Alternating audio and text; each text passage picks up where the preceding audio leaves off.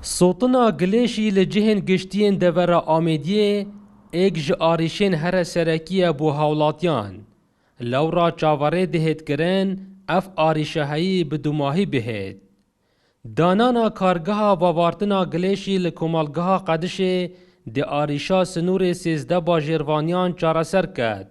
لورا هولاتی خوشحالن کو اف کارگاه هاتیه دانان. اف گلیشه اوگه برده دی کلیب شبه سرمز از خوره ما چه حالا میشه جمع نشین خونی و بین بر بهنوی و نخوشی. البته از ضرر کزورا بو مروفا بو انسان بو بشرا. بس وقتی بگویم مازونی که معامله که هات یفکرش قدشه.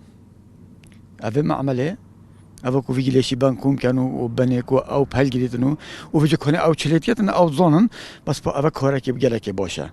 بو ماجی بو ملت ماجی بو حکمت ماجی بو خلق دوريجيك چونکه دورا ما دورا اومجي مرشد بيجي صبنا ما بين غورو ماتينونا وقتی کو اف دکلات کفت بي صبنا يدو مرشد بيجي حفتيه که تدو خلاص نبي هم خلاص نبي حتى دو هر زرابي بو ما بو ملت ما کارکرنا و کارگهه ده جینگاه دوره جی هید پاقش کرن کو تانها هشته صده ابدوماهی هاتیه.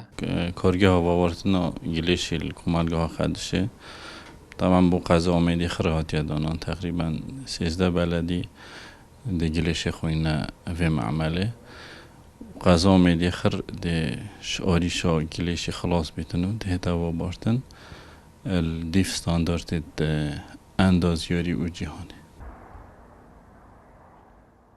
دگل دست پیکرنا و کارگهه ده چندین دلیوین کاری جی بو هولاتیان پیدا بن.